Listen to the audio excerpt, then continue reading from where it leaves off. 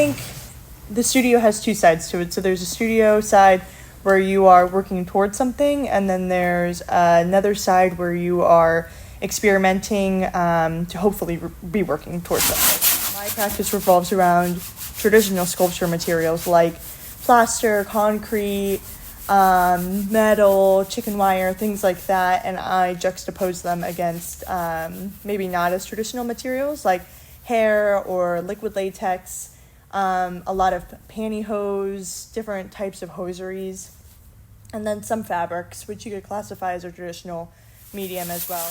In a day where I'm working towards a show, I'm doing anything from sketching to mapping out where things are going to go in the gallery. I'm playing with different shapes to see what shadows will be created from the lighting that's in the gallery.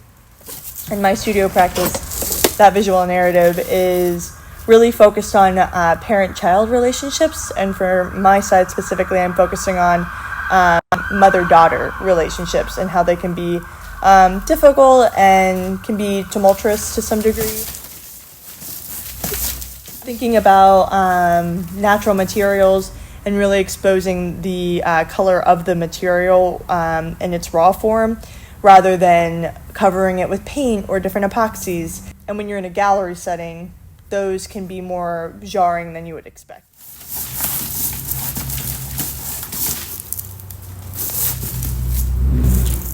On my days off, I would come in around 9:30 or 10 and stay until between 4:30 and 5.